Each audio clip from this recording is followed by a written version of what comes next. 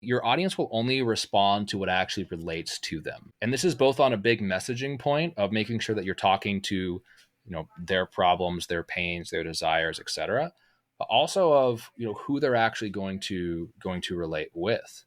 And this who they're going to relate with, if you are in a market that has become more competitive, more busy over the last 5 years, like the coaching industry definitely has, this is more and more and more important, because the who is telling me this information when the information is everywhere is almost more important than the information itself, and even the results that you have behind you itself.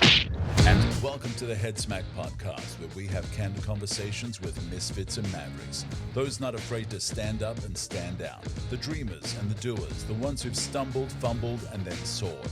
Here we delve into the inspiring journeys and pivotal aha moments that have shaped their worlds. And maybe through sharing their adventures, you'll get hit with a head smack that'll change your destiny.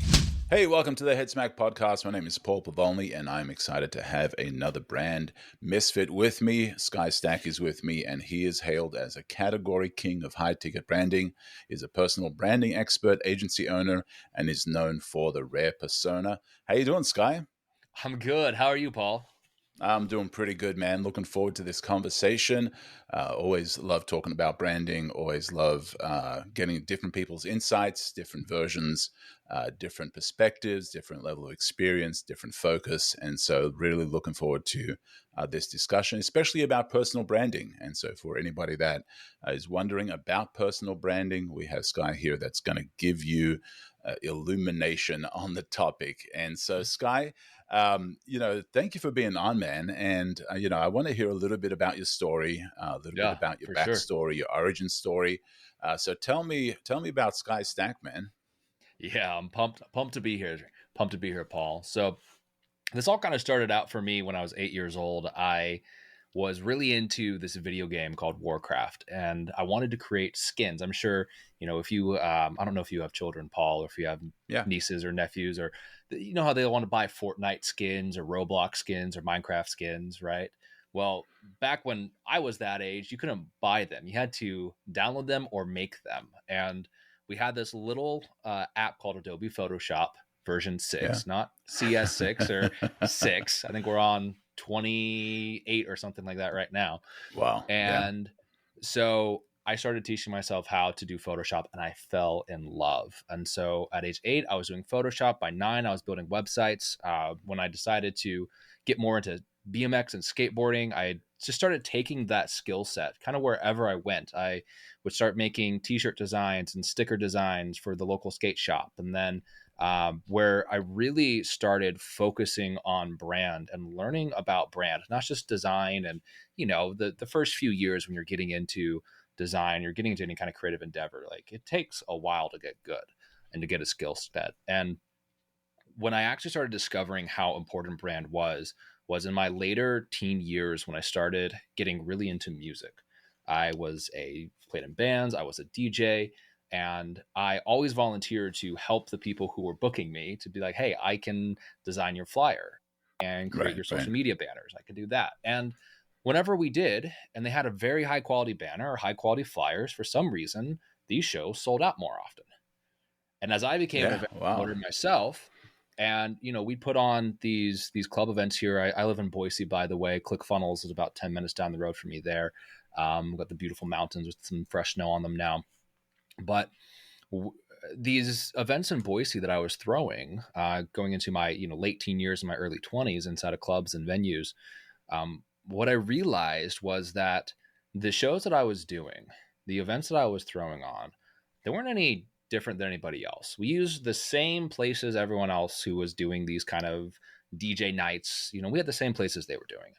We didn't really have any different DJs either. We had mainly locals. Every once in a while, we'd have a touring DJ, but it was all the same people. There was really nothing different besides when we came out with a show, it actually looked like something that you wanted to go to. Wow. Because the branding on the Facebook event, the positioning, we took a lot of time to figure out, hey, where are we in the calendar this year? And what would be a good St. Patrick's Day? And so think about positioning and brand and different things like that. We're able to create a huge reputation of throwing these really well put together events and really carved out a little place in the market for myself. And I realized that brand is that thing that allows people to try on a purchase or a product before it actually happens. And with something Yeah. like events, and I primarily work with coaches, consultants, speakers, authors, kind of expert types, agency owners. Their services are the same way, which is with an event, there's no trial period. You can't try it on for, Right. 10 minutes or go back. You usually can't get a refund, no refunds on your tickets. You Yeah. maybe Yeah. could sell it last minute. And on top of that, you are putting your most expensive resources into it, which is your time. If it's a Right. bad concert or a bad event, you can't get those hours of your life back. And so I realized that when you put so much brand on the front end of a purchase decision, it actually makes it very, very easy for people to eventually make that decision, because Right. what it's doing is it's creating that expectation of, if the branding is high quality, if the branding speaks to me, if the branding feels like it's something that fits for me and something that I will be rewarded for going to, then that actually goes into the expectations of the product, both from a purchase standpoint, and then also what's crazy is from an actual product standpoint. There's studies to show that better branded wine bottles, the wine is reported to taste actually better when it's the same wine inside of a Yeah. Yeah. standard bottle. And there's no Right. difference between the actual product, besides that the branding actually increases the product. And so I started collecting all these insights. I ran a few agencies over the years, worked in med spa, worked in all sorts of niches, and then really settled into the personal branding space. And before, it's kind of a buzzword. We're recording this in 2025. It's a buzzword right now. It Yeah. absolutely Yeah. is. Yeah. People who were crypto experts, and then before that were real estate experts. Now they're becoming personal brand experts, right? Yeah. But when I look back at the success I had from being able to have a successful events company to getting a reputation in the music industry, where I could, as a 21-year-old kid, I got to hop on a plane and attend music festivals for free and go to these exclusive clubs and meet with all these Wow. crazy people and do all this stuff. None of that necessarily happened because my business had a good brand, or had this magnanimous quality about it. What it actually was, and I remember it very clearly, as I sat down with one of my mentors as I was thinking about getting out of the music industry, and he said, I really don't give an F about your company, but I give infinite Fs about you, Sky. Yeah. And that's when I Yeah. realized, oh man, there's actually so much more power in building the brand around myself, which I've been doing some thought leader things inside the music industry. This is a real power. And Yeah. so when the opportunity arose and we wound down the med spa agency at the end of 2022, and I was looking for, hey, what's going to be the place that I can bring all of these skills to not just be personally fulfilled, but also to have a good impact on this world. It's like, well, people who are going out there who are helping people fix their relationships, to make more money, to reverse things that have happened in their family, right? To be the first one Yeah. to be able to start a business in their family, or to have good health, or be able to break a string of broken families and divorce and have healthy relationships. Those kinds of people, the coaches, the consultants, the experts of the world, just became my people, and going all in on them is one of the best decisions I've ever made. Right, right. Wow, that's amazing, man.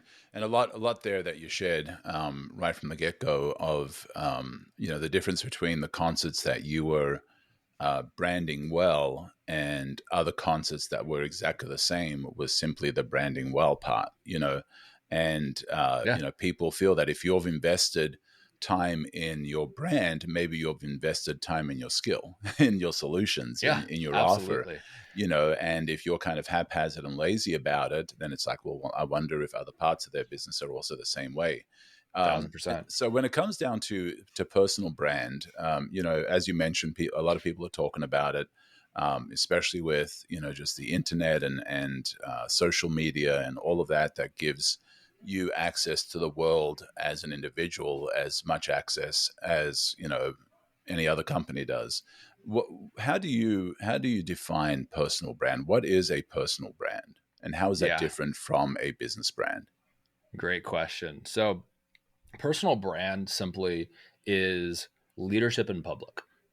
If you look at behind me here, if you can watch this on video or if you're on Yeah, YouTube, or it says "Marketing for Leaders." It's the name of my community and the name of my upcoming podcast. And I chose that name very specifically because personal brands are leadership in public.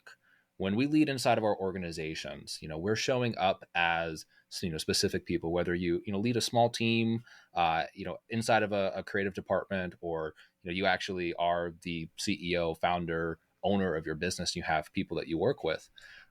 There are certain standards. There are certain ways of communication. There are certain responsibilities that you have as that leader to show up for your people internally inside your company. And a personal brand is the same exact way, especially if you're in some kind of an expert driven industry where you sell courses, you consult with people, you do agency services, you want to get booked on stage or be on awesome podcasts like this. What everyone on the other side of those transactions, whether that be a transaction with an event organizer, a podcast host, or with a low ticket client, a high ticket client, a retainer client, what all of those are looking for is they're looking for someone who can lead them into a new place or a new space. They're all looking for some kind of a leadership, whether that be a leadership for their audience of as a podcast host or as a event organizer. Can you lead who is coming here into a new experience, a better experience, or into a new outcome? And then, especially for your own customers and clients, is they're looking towards you to lead them to a future.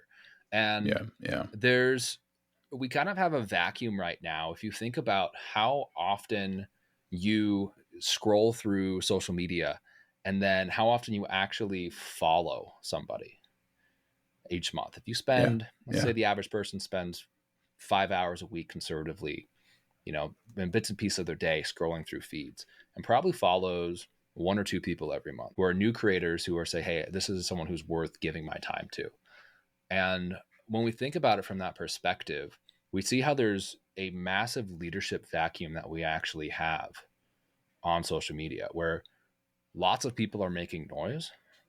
Lots of people are trying to get eyeballs, get attention, trying to do the hooks and the gimmicks and the this and the that. But we actually have very few people who have that leadership capital who are sharing. And the people who do have that leadership capital, they're either not invested or don't know how to actually invest into getting their brand out there so that there can be more people like the Hermoses, the Dan Martells, the Ed Miletts of the world. So, when it comes to your personal brand, you had talked about, it works well for coaches, speakers, authors, leaders, and that's good because it's built around your personality and what you do and what you offer and the solution that you put out there.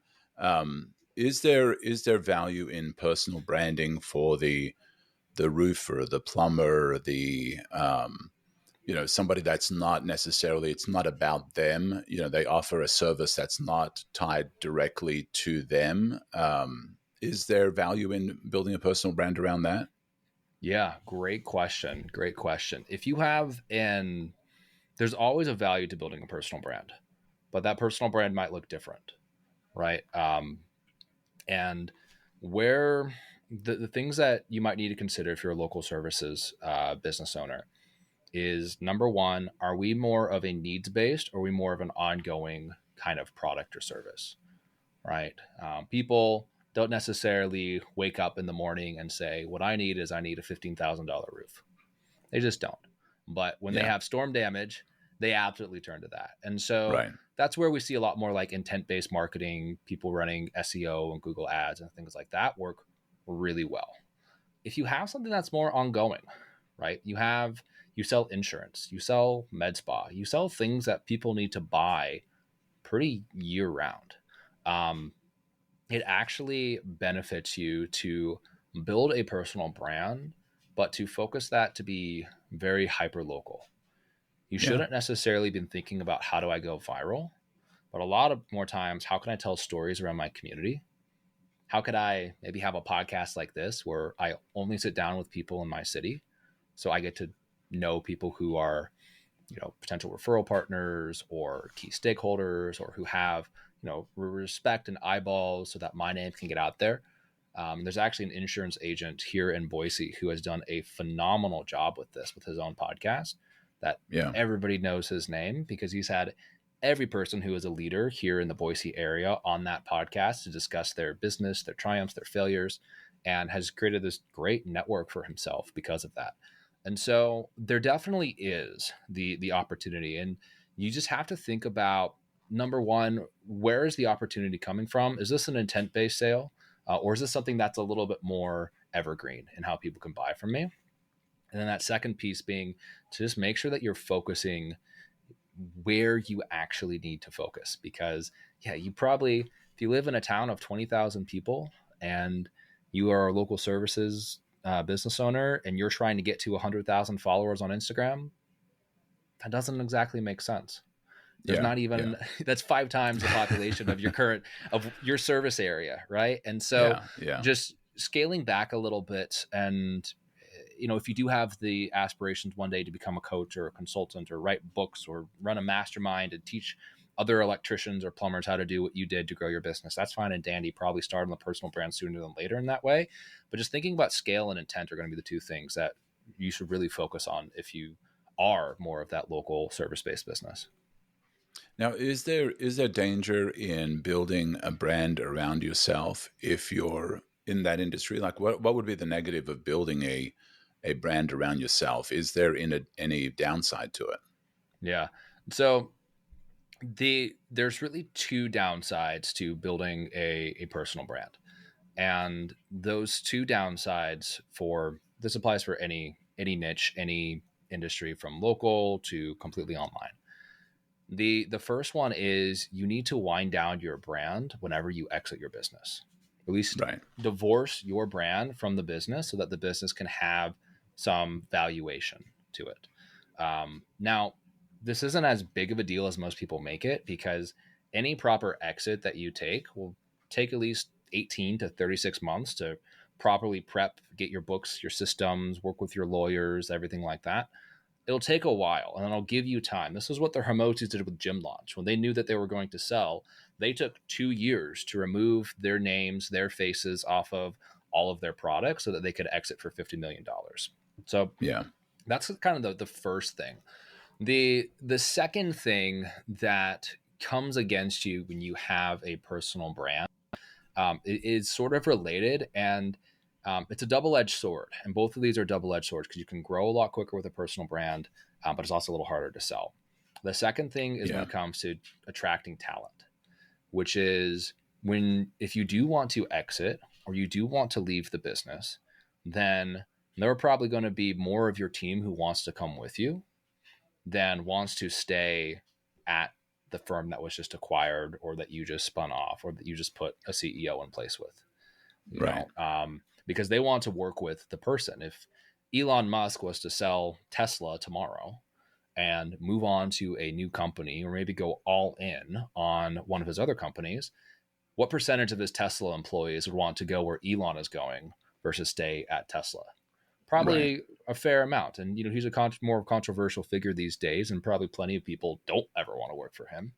But those who maybe admire his entrepreneurial savvy, or want to be developed by him or around him or in his orbit, they're going to want to go. And so this is the other thing too, which makes it difficult to be able to have a business that you can sell afterwards, is that talent acquisition. And so being able to bolster the business brand as well to be something that is very respectable outside of your own brand. A great example of someone who's done this well is Sarah Blakely and Spanx, right? Mm-hmm. Sarah Blakely, huge brand in and of herself. Her husband, Jesse Eitzler, huge brand in and of himself. Spanx, also a huge brand in and of itself. They complement each other, but either could stand on their own if they weren't associated. And I don't know, she might have already exited. I'm not quite sure if she has or not. Yeah. And I think, it's also different between providing a service like a plumber, a roofer, a electrician or whatever, a gym owner, that's very different to being a coach, a speaker, an author, a whatever, because one is very closely tied to you as a person and your Right. personality. The other one is tied to a solution you offer that others might be able to offer equally with even with your exit. And so, looking at some actual activities, some things that if somebody's trying to build a personal brand, what are some of the first things that they need to consider around building their personal brand? Yeah, great question. So to build a successful personal brand these days, they need to throw out the entire playbook that has been talked about for the last 10, 15 years. Um, there's been a lot of advice around, which is to go copy your competitors, to be authentic, to go really Copy your wide. competitors and be authentic. Yeah, right. Be authentic, but Yeah, also copy them because they're yeah, working so well. yeah. And so there's a lot of things. Make sure that you have lots of followers. Buy your followers if you have to, so you can have that big presence, right? If you're getting Right. no engagement, Fake there's so proof. many, Yeah, yeah, so many tools these days where you could just copy and paste someone's Instagram username and get a percentage of how many followers are likely fake.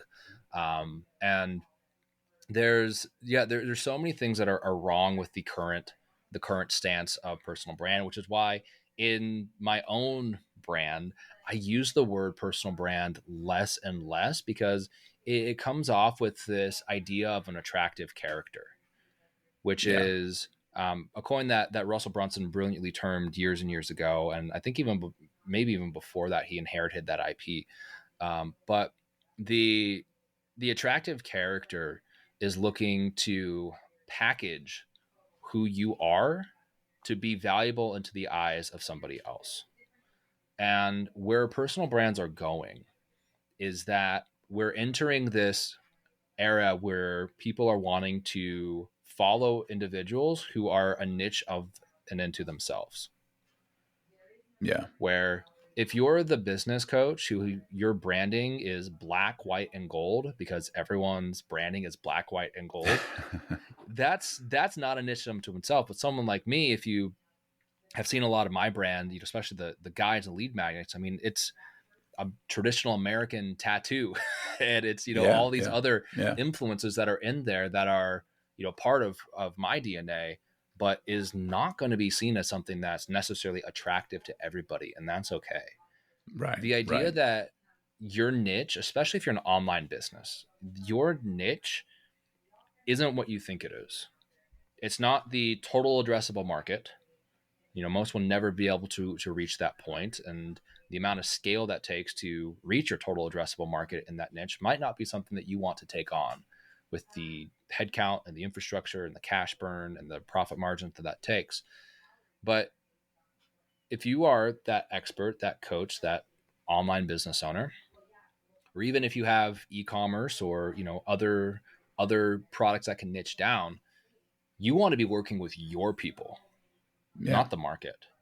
And so if you base that brand around not what's attractive to somebody else, but what is congruent to you, meaning what is true to you, consistent over time, and especially of who you want to be and where you're going, versus authentic, because, authentically, you can be 10 different people inside of a single day. You yeah, can wake yeah, up yeah, super happy, and then you get a bad email from a client, or you hit traffic on the way into work, and you're a completely different person. You're way different than you are with your kids, than you are with your spouse, than you are with your buddies, and that's okay. We are supposed to have different social contexts, and we change as our emotions change. yeah, But congruence of being able to be consistent to a higher version of ourselves, a future version of ourselves, who we believe we are at our core when there's nothing to hide, nothing to protect.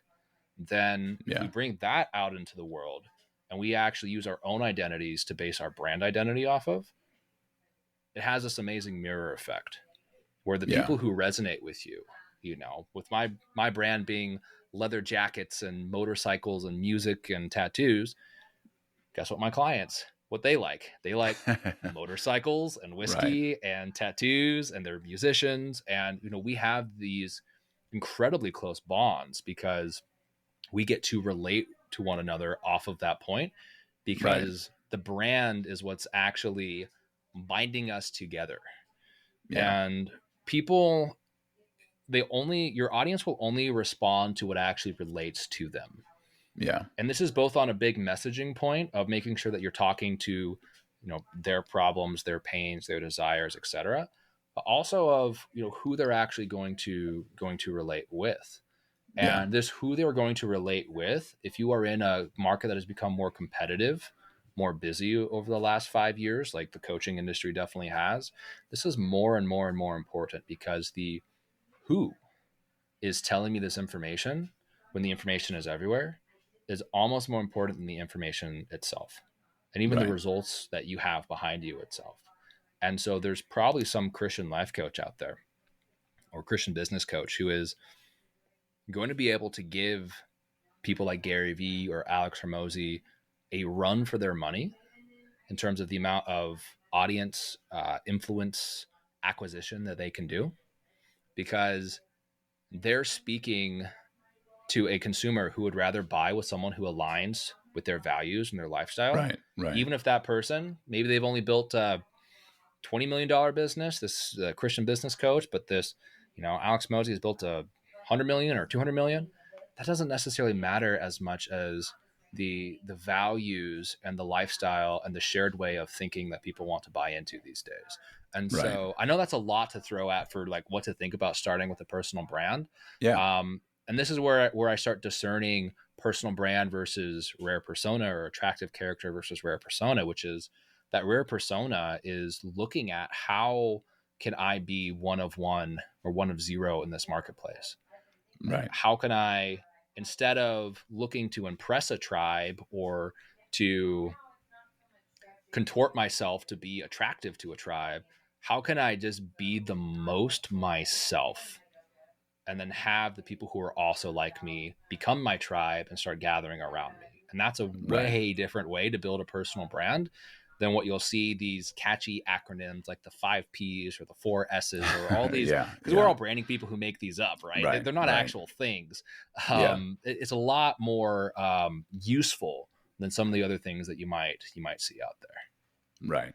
Well, and I like what you said there. And, it is true that you attract what you project. And when it comes to your brand, you've got to decide what you want to project and what you want to put out there, because that's what you'll attract. And like you mentioned, you like, rock and roll, leather jackets, tattoos and stuff. And that's what you're attracting. You're attracting what you're projecting. And so 100%. you've got to first decide who you want to be, right? You've got to Yeah. decide like, who am I? And who do I want to serve, and who do I want to attract with that version of me?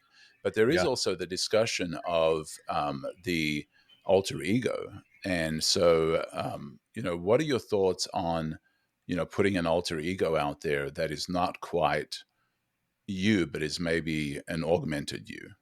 Yeah. Great question. Well, I think that most people, when they put out an alter ego, it's the person that they wished that they were. Yeah. Right? Is my alter ego is more confident, it's more bold, it's more loud, it's more XYZ. And I saw this a lot, and a lot of what I learned about personal branding was with working with these touring DJs, and being really involved with seeing them behind the scenes of these loud, obnoxious on social media DJs who are models and bottles partying, were just computer nerds who learned how to make music. And when you talk to them Yeah. behind the scenes in the green room or, backstage, they're really awkward and they can't hold a conversation. And Right. so, Right. but if you ask them who they wanted to be, or if you went back 10 years when they were in high school, playing around with their computer and making music software or working on the music software and things like that, they would probably say, well, I want to be like the life of the party. I want to be that Yeah. person. And so I like branding around the alter ego, or maybe even a future self, and making that very public, because it does two things. The first thing that it does is it brings those people out who reinforce that in you, right? It brings that out with the people, or brings the people in who reinforce that in you. And the second thing it does is it holds you to a standard to be congruent with. There are some days where I don't feel like the sky stack that I am online. Yeah. And that's okay. That's someone who I live up to. Right. That's another level of accountability that I have when I put out, hey, I am the branding guy. And then we were just talking earlier how I took down my agency website because it just didn't reflect what we were doing anymore. And I realized, hey, that's a little missing piece of my integrity to be the branding guy and have my website be down. I should go fix that. Right. And so it provides this level of public accountability. And now what comes into play is there's two things that always run inside of an entrepreneur's brand. And it's why I really believe that we can't necessarily do this ourselves. Even I've taken advice on my own brand and have had people, double check me. And what comes up inside of the brand is imitation and imposter syndrome. And these are really the flip side of the same coin. Just like insecurity and pride are really the same thing, just on a spectrum. The same is true with imposter syndrome and imitation. And if you are a mindset coach and think you need to be like Tony Robbins, or if you are an agency owner and think you need to be Gary Vee, or you are a fitness coach and you think you need to be Mike Israetel, well, there's only going to be so far you can go in actually communicating a congruent brand, because you are playing off of somebody else's congruence. And natural, it's called social learning. It's a natural evolved trait that we have to learn from those we look up to, whether they be older siblings or parental figures or other figures in our community. And so you have to kind of walk that backwards. And that's where doing this yourself is something that you can get close, but it'll never be the same as never be the same that if you sat across from somebody who has built brands, who can talk with you, who can hear your stories and kind of call you on your own BS, or call you on where you're thinking that you aren't the thing you already are. There's so much more power in doing this with a human being. And so when I work with clients, 80% of our time is really focused on who is that person. And then after that, the branding deliverables are really easy. Really simple. And they last a long time versus going to, a Fiverr freelancer or an Upwork freelancer, or kind of, piecemealing this all together and having to redo the brand every 6 to 18 months, like a lot of people do, because it never just quite fits. And so, and that'd be the thing too. So if you're looking to build this, definitely build around an alter ego, but I'd encourage you to think about that alter ego as your future self. Who are you in 10 years? And then how can your brand reflect that now?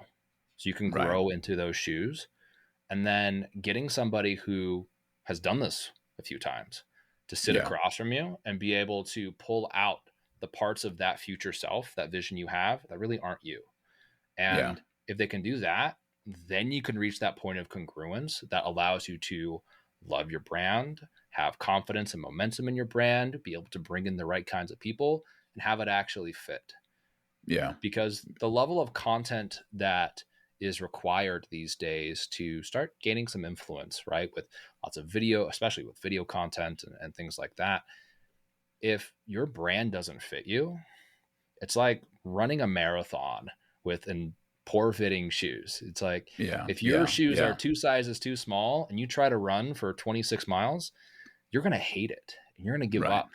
And most people who burn out on content, they're either not getting the results that they're looking for, or more commonly is they just don't like the actual materials that they're working with on a daily basis in terms of their brand, their image, the kind of the aesthetic.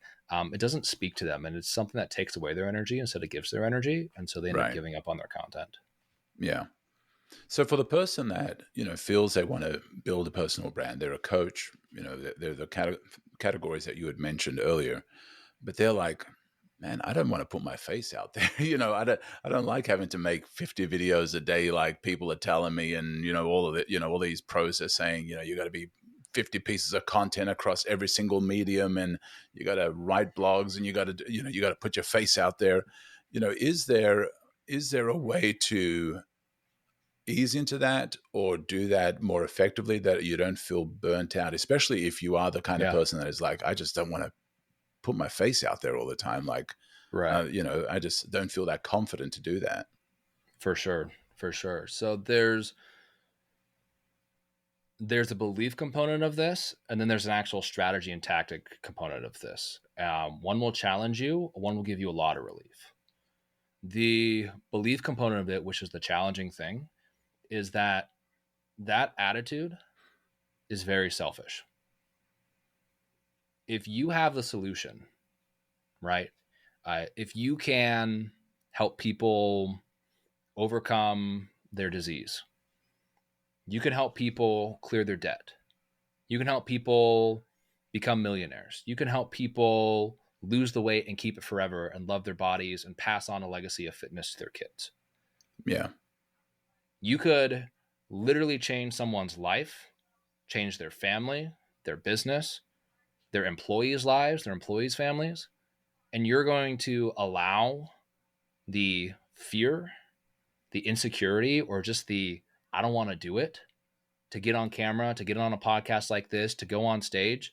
You're going to allow that to get in the way of changing someone's life who desperately needs you. I like that. How Yeah. selfish. Yeah. Yeah. Even with sales too. Hey, I don't want to, when I coached, organic marketing and organic sales, it was the same thing. Cool. You don't want to message your leads. Well, great. That person is depending on you because they have a problem they can't fix themselves. Right. And so are you right. going to be as arrogant to say that because I don't feel like it, I'm going to leave this person in suffering? That is completely optional. Right. And so that's the first would challenge you if you're listening to this and you have those beliefs is to realize that a lot of times, especially if you feel like this is a calling that you have, it's not about you. It's not about your comfort necessarily. It's about the experiences, the lessons, the insights, the transformations that you have so you can make this world a better place. That's awesome. Somebody's seeing stars right now from that head smack. So that's the first thing. Yeah. And the second thing is that all of the platforms right now, they know that people are creating far more content that is far less quality than it used to be. They see all the AI content rushing in. They see, all the people who are, I'm going to post 3 reels a day and just to be consistent, quote unquote, which is awful content advice. Just to do something to be consistent, you should do something with a purpose. And a purpose is never to be consistent. The platforms realize this, and they've actually substituted out their algorithms to what I call AI algorithms. And what these AI algorithms are doing is it's like running a chat GPT on your content to figure out who is this person? Who are they talking to? What are they talking about? Is this high quality?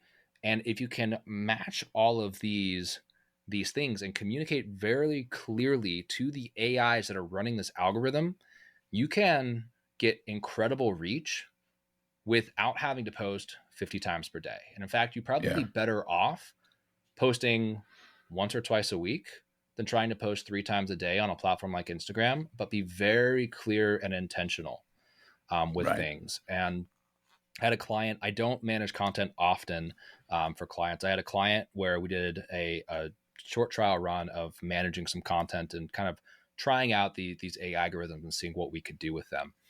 And what ended up happening is we deleted their Instagram account that had 700 followers they'd been working on for 2 or 3 years to get to that point.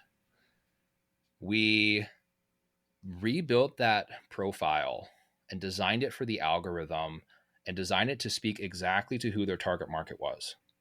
And the very first reel that we posted on that account was the largest question both their clients had and that the internet, if you look at search volume and things like that, this niche, it was the biggest question that they're asking on a daily basis. And that reel in the first month of running that content that reel got them to their first 1,000 followers in, I want to say 5 days. So 0 to Wow. 1,000 in Wow. 5 days. Wow. And might have been a little bit longer. Actually, I think it was a little bit longer than that. I think it ended up taking a couple of weeks. But what ended up happening is in the first few days, that was a 20,000 view reel. And as they continue to post content, it's now, somewhere in the 40s, perhaps even, 50,000 by now. And Wow. so Wow. that's from a brand new account that had never posted before, that didn't have any kind of signals or, anything else. It was a completely clean slate. And so if you want to get yourself out there, but you don't want to do the let me post 100 times per day kind of a thing, right? You can absolutely do it, but it requires the discipline of, number one, having really good quality content. Yeah. Even from the Yeah. perspective of the gear that you use. Believe it or not, Instagram has a algorithm to detect if your camera is grainy or low resolution, or if your Wow. audio is bad. So they're Yeah. analyzing, they're giving you a score, are you an A+ on video and audio quality, or maybe should you go out and buy a new camera and a new microphone to start recording some reels? Yeah. Um, Yeah. so if you can do that and you can commit to no random content, every piece of content you put out there has a goal, Yeah. and you commit to a consistent schedule and a consistent targeted message to people who it can very clearly identify who you're trying to talk to, then there are millions of people out there who are Yeah. looking for that exact kind of content who aren't finding it. To go Yeah. back to that problem that we talked about earlier of how often do you scroll but actually follow someone new and noteworthy? These Yeah. platforms know that's their biggest problem right now, is that there is Yeah. so much noise out there and it's so hard to find who's good. And if you can be that person who is good, who is high quality, who is consistent, who is clear, and of course you actually get watch time and engagements of people send and share, and they send those kind of engagement signals to the algorithm. If you can do that, then you can get away with poaching far less than somebody else and getting far more reach, engagement, influence, audience, follows, interaction than the people who are just burning themselves to the ground trying to post 100 times per day. Yeah. And for the person that's like, okay, you convinced me, you gave me a head smack right there. I'm seeing stars. My eyes are a little clearer now. I'm going to start posting content. Is there a platform that you've seen that is the most effective for it? Is it all of them? Is it one of them? Or are they, divided into specialties of what you actually do? Yeah, it's a great question. So I recommend starting out text based. Always, always, always. Video is great. It takes a lot of your time, it takes a lot of your resources. Most people, to edit at the quality that you want to edit, you'll have to hire a video editor. And even the AI apps that claim that you can, use an app, you can technically add captions and do things like that, but it's just not the same as having a professional work on it.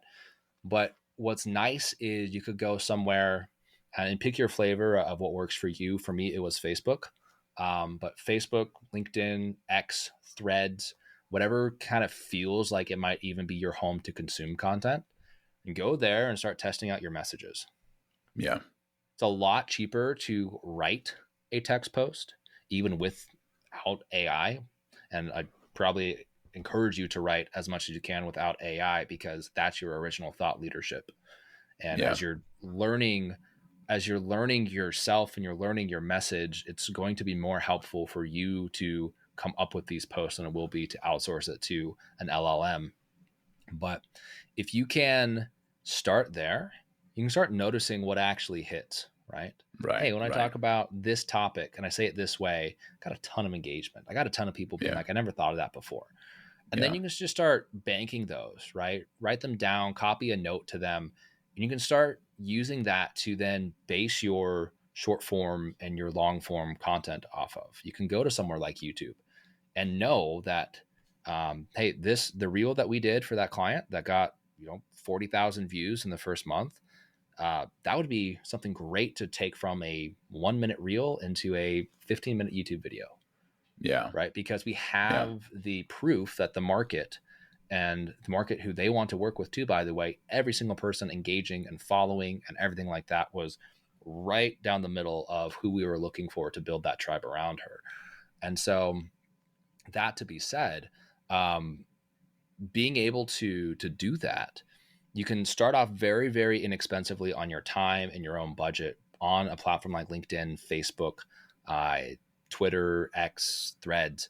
Start there. And then as you're thinking about more leveraged places of content, like YouTube, where content typically lives a lot longer, then Right. you can do a lot more. Right. And when you're ready to, I mean, the big advantage of places like Instagram and TikTok and these different apps is the content is very, very short lived, but it can give you a big boost in audience. So when you actually have systems in your business and you're ready to take on, hey, if we got 2,000 leads overnight, we could actually do something with that. Then Yeah. definitely start investing in something like Instagram. But in the meantime, start off text based, move on to YouTube, and then go from there. Yeah, that's awesome, man. So let's talk about the rare persona framework a little Yeah. deeper. I know you've talked about little bits and pieces of it. So tell me, what is the rare persona framework, Yeah, and how does it help somebody that's trying to build a personal brand? for sure. For sure. So when you ever get into a niche, let's say, or maybe it's in a niche that you've touched before, and there's just like one or two people who, yeah, they do the same things that everyone else does, but they just seem to stand a head and a shoulders above everyone else in terms of Yeah, who they are personally, in terms of their influence, in terms of their business outcomes. It's something that I started noticing as well, which is not all personal brands are created the same. And looking at what I was doing to help create some of these brands that were doing that, clients of mine who were going on to stages that most would kill to be speaking on, getting JV opportunities, really just promotion inside of their niche in a way that, in one way was very well deserved, but in another way was very unusual and perhaps someone would say not deserved for where they were inside of their journey versus the size of the opportunity given to them. And it made me start thinking about what is actually wrong with personal brands right now. Um, and how do we fix that? And that's where I started seeing the four tenets of the rare persona, which we talked about a little bit as well. But to put them all in one place is that the first thing that a rare persona uses is that a rare persona uses congruence instead of authenticity, right? yeah, Authenticity, you can wake up a completely different person than you are after you have your cup of coffee. right. It does not mean you should be your cranky, caffeine needing self inside of your brand. And Yeah, if you think about when people say, I'm just being authentic or I'm just being real, they never use that to excuse or explain good behavior. They always yeah, use it yeah. to explain what they know is poor behavior. And Right, right. so authenticity is a beautiful part about being a human. It's not a part that should be in your brand, but Yeah, instead is that congruency of picking, whether that be an alter ego, a future self, who you believe you were called or created to be. And how do I make that the focal point of the brand that I base everything else around? yeah. The second thing, Well, what are some things that help to find that? yeah, Because some people do that. They wake up grumpy, they post grumpy, and then by the afternoon they're feeling better, they post better. They've got these different versions of themselves that their social media is kind of all over the place. And also when you're talking to, I don't need my plumber to be authentic. I just need yeah, them to do their thing in the best way possible. So you're right about the authenticity. The authentic self, when somebody says I'm being real, is usually they're being rude, like you said. So yeah. so how do you find that? How do you create the congruency with your personal brand, and what are some things that you have to start dealing with to make that happen? Yeah, definitely. So the best place to start, the best way to do it is to sit across from someone else who can find that in you and spot that in you.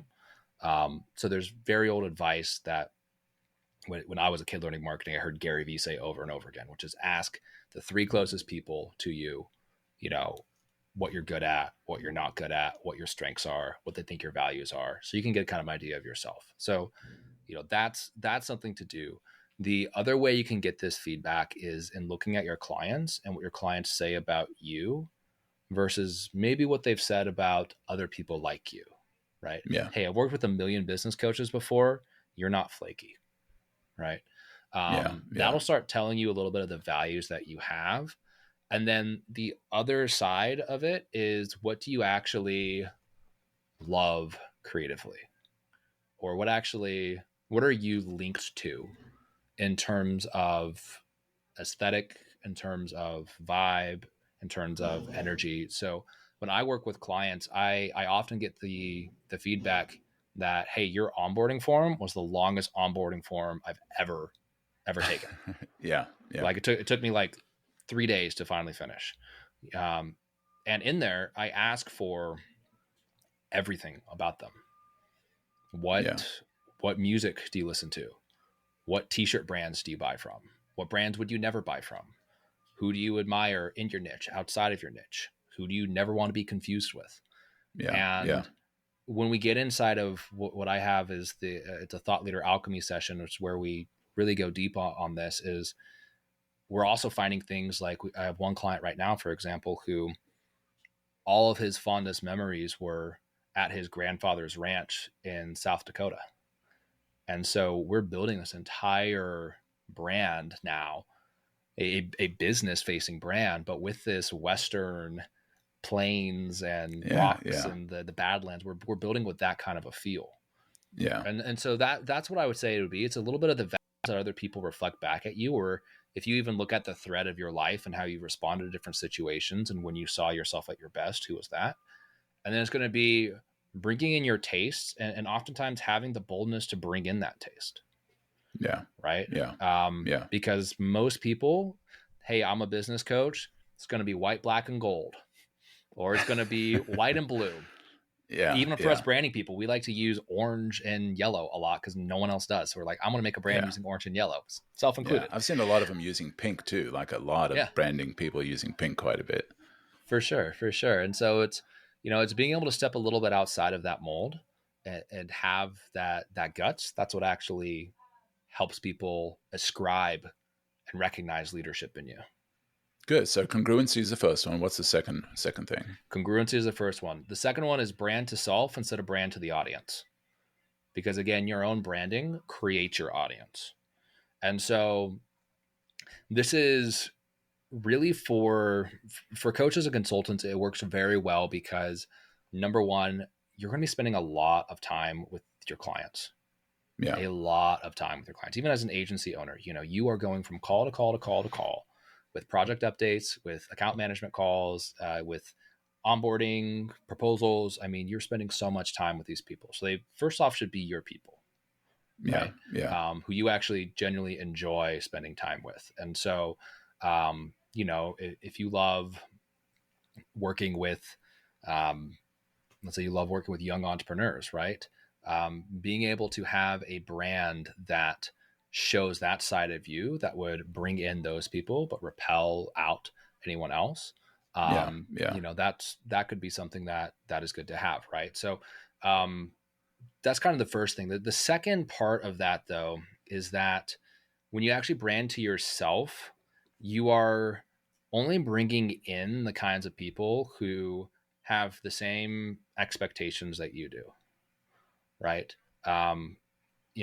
With how I talk about branding, it's a very long play. I very, very much push away, hey, if you're looking to make $900K a minute by next week, like, don't come work with me. Right. That's not how I roll. But, if you want to build long-term influence and, you want to be able to leave this life knowing that you left the world a much better place than you found it, then let's talk. And that to be said, when you brand to yourself in that way, you get both those factors of bringing in the people who have that value, that lifestyle. They all reflect different facets of you because you built that into your brand. And then you also get the people who you only want to work with because, as you said, what you project, you attract. And so by projecting how you live your life, the values that you have, then people will come to you for that. When you're running a rare persona versus like a personal brand, people come to you in that rare persona to be able to cultivate the things you've cultivated in your life for themselves. Yeah. Yeah. And so if they recognize that, man, Paul is creative, Paul is out of the box, he's able to come up with things and give the head smack and flip paradigms over, right? I want to be more like that. So I'm going to work with Paul over somebody else because I want to be able to have that insight. Yeah. And that perspective when I look at my own business, my own problems. And so that's what people are coming for. And so highlight that up. So that's the second thing, is brand to self instead of brand to audience. Yeah. I love that. And what's the next thing? So next thing is deep over wide. So we all know the people who have 100,000 followers on Instagram, but only 2,000 of them are real. I can tell you right now, I have 3 posts on my Instagram. 1 is from me. 2 are collaborations from podcasts or stages I've been on. And I think I have 600 followers who mainly followed me over from my Facebook, where I'm actually active. Yeah. But that to be said, I built an incredible business for myself off of an audience of 6,000 people on Facebook. I get invited onto podcasts like this. I get invited on stages and masterminds because I have deep authority versus wide appeal.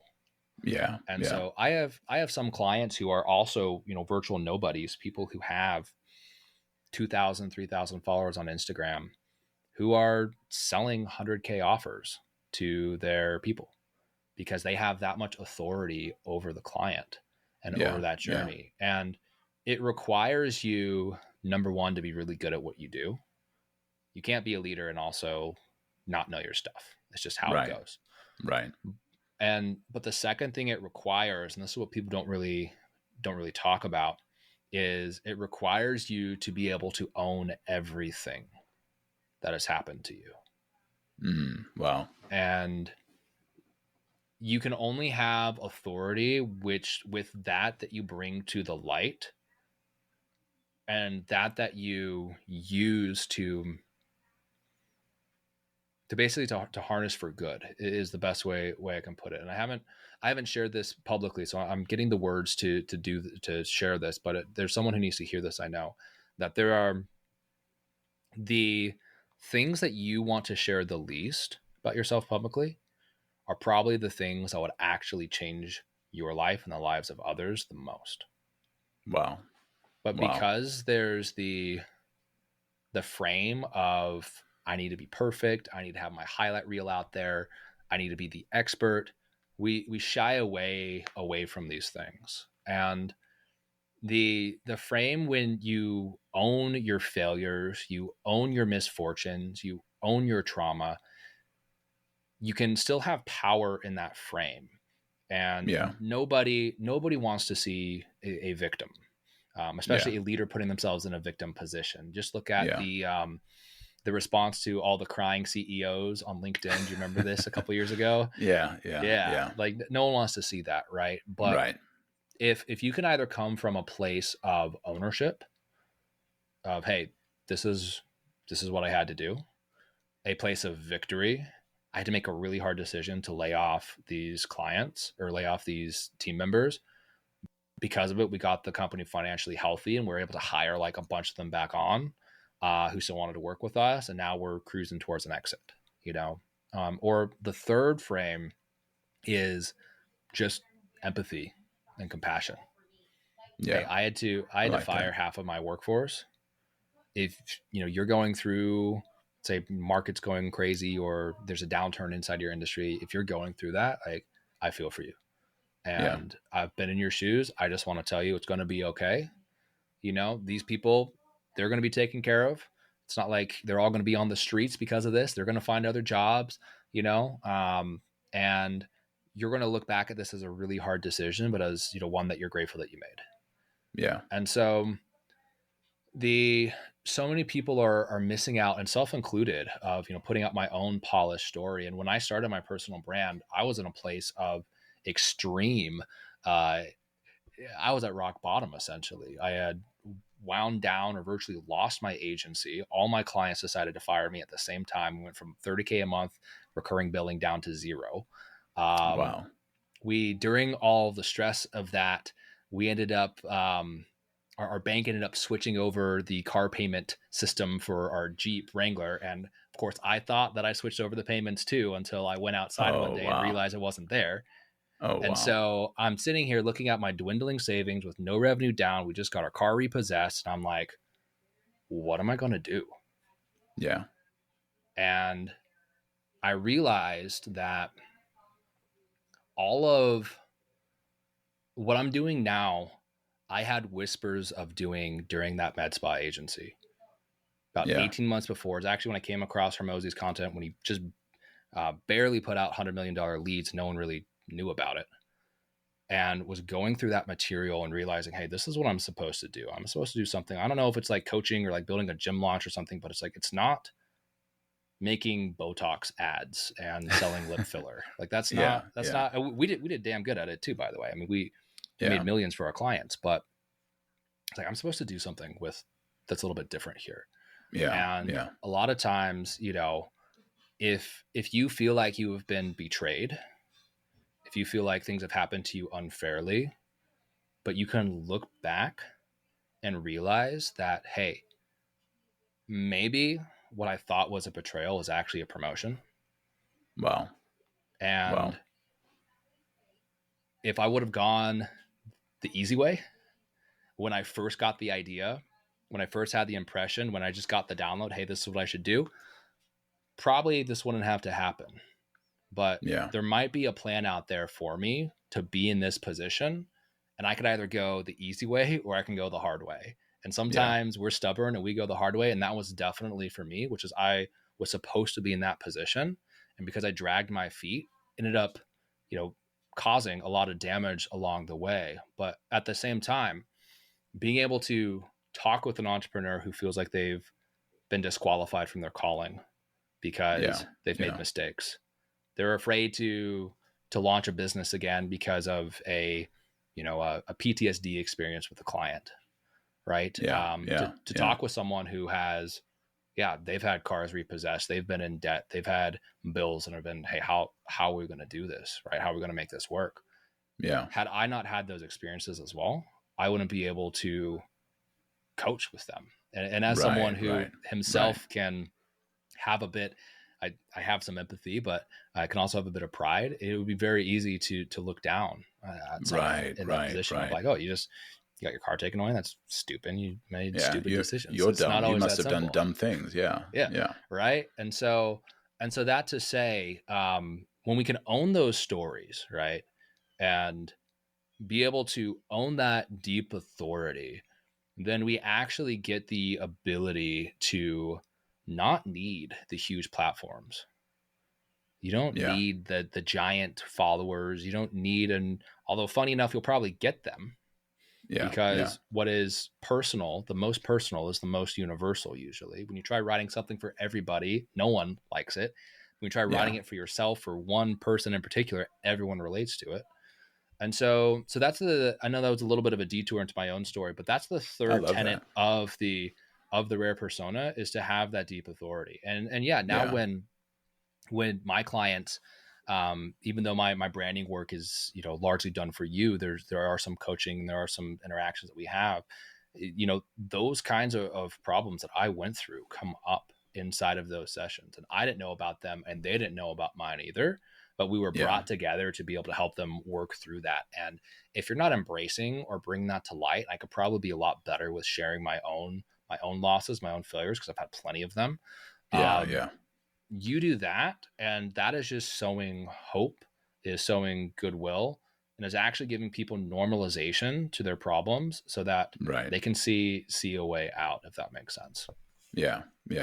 Wow, man, that is so good. That is so good. So are there any more tenets to the framework? Okay. So the last tenet to the framework, there's 4 tenets. The fourth tenet is to show, not tell.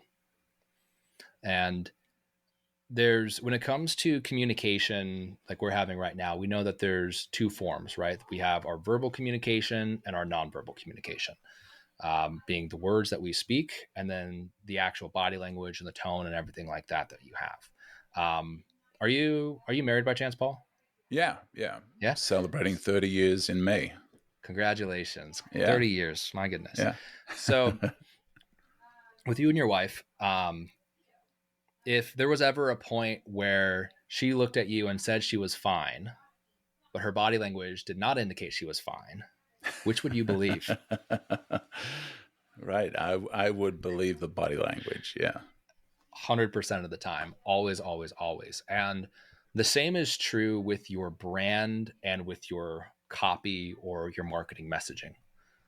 People spend so much time on their copy to tell people why they should buy. Let me tell you why I'm the best. Let me tell you why you should subscribe or listen to me or buy my course or book a call or join my program. They just tell. What they don't actually talk about at all, or they don't actually do, is they don't actually show. Let me show you why I'm an expert. Yeah. Let me show you why you should listen to me. Let me show you that I know what I'm talking about. And a lot of this comes down to these little principles and little heuristics and little things that operate on a subconscious level that it's a little bit of my secret sauce that I've coined subconscious authority signals. Yeah. Things Yeah. like, for example, this video, if you're watching this, this isn't actually how necessarily my video looks. There's a color graded filter on top of my video that if I turned it off, you would be able to see not me and my brand colors necessarily, but and looking a little bit more cohesive, but it would be a little bit more disjointed because that's what's actually the raw camera feed is showing. Yeah. Or for example, this camera is slightly angled upwards at me instead of most people have theirs downwards, which if you think about looking up to somebody or looking down on somebody, they Yeah. have their own connotations. And when a film wants to portray someone like Darth Vader as powerful, the filmmakers will use this subconscious signal to film down low, pointing up. Because Right. when we were Right. children, that's how we looked up to adults and our older siblings and things like that. And that circuitry is still active inside of our minds. And so Yeah. this is where the execution of the brand becomes very important because you can do things like be country western and have a lot of authority, and you can do something like being tattoo inspired and have a lot of authority. You can do something that is completely outside of the box, but if you adhere to the right principles, then it it gels it all together. And instead of being, wow, that's weird, this guy just went on a complete tangent and he made his brand look like a tattoo parlor. That's kind of weird. Yeah. I think he needs to get some better advice on who's helping with his business and his brand. But they're able to see that and be like, wow, I've never seen something like that. That's really cool. Man, I wish I could do something like that. And it only takes Yeah. one or two, and it only takes one or two, and then others start doing it, and then others start doing it, and then others start doing it. But if you use those subconscious authority signals, you have the ability to set that 4-minute mile for kind of your brand, your niche, your sort of vibe that no one else has done, but still be Yeah. able to come off credible and as the expert and actually have more authority than, when I work with clients, one of the first things, depending on, how advanced they are on their journey, it's a lot of times you have to say, hey, stop talking so much about yourself. Start Yeah. talking more about the prospect Yeah. and talk about Yeah. their lives, everything like that. And if you can talk 10 times about somebody else for every one time you talk about yourself inside of your content, you're going to crush it. Yeah. And so those are the four That's so tenets. good. It's being congruent instead of authentic. It's being able to brand to yourself instead of brand to other people, or the other side of this is copycatting as well. Don't copycat. Oh, Alex Hormozy has a purple book and it says $100 million on it. And so I'm going to $100 million brands is going to be my thing. Have I ever made $100 million? No, not yet, but that doesn't matter because Yeah. people like Yeah. that, right? Don't stop that stuff. Stop. So, be congruent, brand to yourself, be deep, not wide, and then focus on showing, not telling. And if you can, figure out or, come on board and we'll work with some subconscious authority signals with you and kind of get those up in your brand. If you can do those four things pretty consistently, you're going to have a stature that is larger than the other players inside of your industry. And yeah, good things happen after that. Man, that is so good. So good. Hopefully you guys have taken notes from this.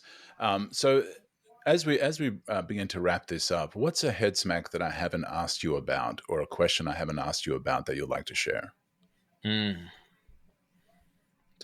that's a great question. When it comes to your brand, most entrepreneurs spend a large amount of time, money, resources working on mindset and identity, which is the internal function of their calling or their purpose. Right? How can I understand, even though I've had failed businesses, I've had clients fire me. They all fired me at once, got the car taken away. We got, we had credit card debt that we didn't know how to pay, taxes we didn't know how to pay. We're at zero. And I just decided, hey, how can I still be like, no, I don't have to listen to all of that. And I could still see the light that I have inside and be able to move forward and create a business and create a brand and be reborn from those ashes. We spend a lot of time, a lot of money, a lot of effort into reading books, attending seminars, hiring coaches, going through our religious texts, right? Trying to understand how can we relegate our identity and be able to really hold to the fact that we deserve this, right? That we deserve that part of our calling. We spend so much doing this from an internal perspective that we don't actually think about what if there's another side of it. Yeah. Which is the external perspective, which is, funny enough, we call it a brand identity. Yeah. Yeah. And I can't tell you how many times clients who have done so much inner work, who have overcame amazing things, who still just couldn't quite take themselves seriously, couldn't quite see a path, couldn't quite understand who they are or why they're here or that they belong here. And then there's a brand that's tailored for them that I get to show them. Yeah. And it changes everything. What's the most powerful question then that you ask a client that for them is a head smack? I would love to say it's a question. I would love to say that there's one question. One thing that you can do if you're looking for questions is imagine a event that you do for your clients and line out every single detail of what that would be. What kind of car do you pick them up at the airport? What kind of sessions do you do? Where are you staying? That'll teach you a little bit about the things that words can't quite describe, because if you're saying your brand is luxury, does that mean you're picking them up in a Maserati, a Bugatti, a Rolls Royce, right? Or just a nice black run-of-the-mill Mercedes or BMW, right? Those are all luxury cars, but Lamborghini luxury is a lot different than Bugatti luxury, which is a lot different than Rolls Royce luxury. They're all different, right? Right. And so sometimes that helps, but the thing that actually flips or head smacks or is that breakthrough for a client is being able to affirm that small whisper that they have inside themselves that, hey, maybe I'm this way. Yeah. Maybe I'm not supposed to be like Tony Robbins, but maybe I'm supposed to be like myself. Maybe I'm not supposed to be like Alex Hormozi or like Gary Vee or anyone else. Maybe I'm an original like they are too. Yeah. And then to be able to affirm that and then bring it out and amplify that voice until it's all they can hear about themselves. It's all they can see about themselves. It's what their customers see and notice and love. That is the thing that becomes really, really powerful. And there's never a set way to get there either too. When I have these alchemy conversations with my clients, so I tell them at the front, this is a 2-hour conversation where I'm going to ask you things like, what kind of car would you pick up your clients at the airport with? Yeah. But everything else is completely unstructured, just to be able to get to that point where I can say, I think I can see who you are. And I don't know if you can quite see Yeah. that. Yeah. And so let me know if I'm off here. But if you would allow me to speak into you for a moment, this is who I think you are. And I think maybe who we should build this brand around. Yeah. And that's where Yeah. it actually happens, if that makes Yeah. sense. Yeah. That's amazing. Yeah, because finding that authentic self that you feel comfortable living in that skin. You don't feel like you're wearing a costume. You don't feel like you're Yeah. cosplaying it. Is definitely a great place to find yourself in, where you feel like this is who I'm supposed to be, and this is how I'm supposed to be in this world and exist in Yeah. this world. That's amazing, man. Now, we've talked about personal branding, for a certain demographic, certain group of people. Who should not pursue building a personal brand? Bad. The joke I often have is that if you are not a high quality human being, you shouldn't pursue a personal brand. Yeah. So, a personal brand, again, this is leadership in a public sphere, right? Yeah. The people who had personal brands thousands and thousands of years ago are people like Seneca, Marcus Aurelius, Socrates, Plato. Yeah. If you want to go there, Jesus, right? These were Yeah. people, Buddha, I mean, just so the influential thinkers and the people who saw life differently and who had, no one's a perfect person, but, had moral character in and of themselves, are the people who have had brands in the past and who should continue to have brands in the future. Yeah. From a business perspective, though, of whether or not you should have a brand, it depends on where you're looking to go, right? If you love being a plumber and you want to die inside of your van and pass away at a ripe old age, Yeah. at lunch and just sitting in your car, eating your Burger King and go quietly that way, then you might not need a personal brand, right? Yeah. And it might not be the thing for you. But if there's any kind of impact that's on your heart, if there's any kind of mission that you have, if there's any impetus to hand down the hard fought lessons, the things that were a struggle for you to be able to come to, and you just want to make someone else's life easier, or just even, serve and leave this life better than you found it, then a personal brand is great for you. And even if you're in a business where, it doesn't quite make sense to build a personal brand right now, to dig that well before you're thirsty, start thinking about some of these things that we've said in this conversation, so that when that time comes, you can do better than I did, and you can listen to that call and heed it. Right. Right. Right. And not have to go through, because it'll happen one way or another, but the amount of chaos that will ensue, the altitude and the speed of which you will be able to go when you have a window of opportunity that's given to you, Right. is going to be depending on how you respond to it. Right. And for me, I was ready, but I didn't have the courage. We were doing great with these med spas were paying us great money. How could I bite the hand that's feeding me, feeding my family? It didn't make sense. Yeah. But how could I want anything different?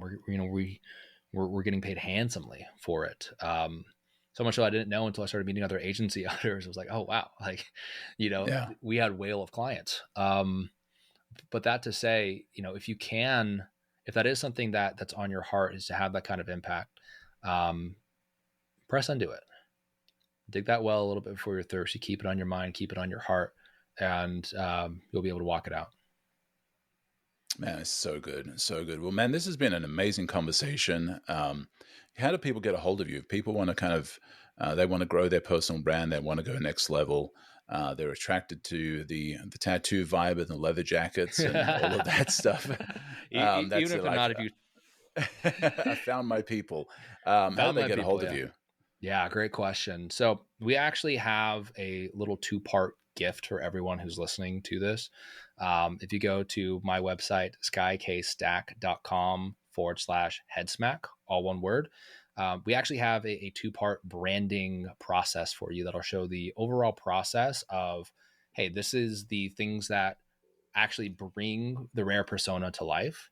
It's about a 20-minute little mini training you can go through. And we actually have a version of it as well that is specifically for 2025 and beyond, talking about all the new technologies, all the different things that you should be thinking about if you're building your brand in 2025 to not just have this nice brand, but be able to drive it and have it grow your business at the same time too. Awesome. And I'll have that link in the show notes as well. And so please take a moment to check that out. I think you're going to be helped in what you're doing in building your personal brand, as well as check out the rest of Sky's stuff and everything that he has out there. A lot of good content, a lot of resources as well to download from his website as well. Well, man, this has been amazing. Thank you so much. Great. Thank you, Paul. I appreciate it. This has been fun. Yeah, it's been a great conversation. I appreciate you coming on, and you have an amazing day. Hey, you too. Bye. Thank you for joining us on the Head Smack podcast. We've shared some candid stories and life-changing ideas. And now it's your time to act. First, take bold action on just one idea and see how your life can radically change. Secondly, whatever platform you're listening to this on, please rate it, share it, and leave a comment. Let us know where this episode impacted you. I appreciate you giving me your time, and don't forget to join us for our next Misfit conversation.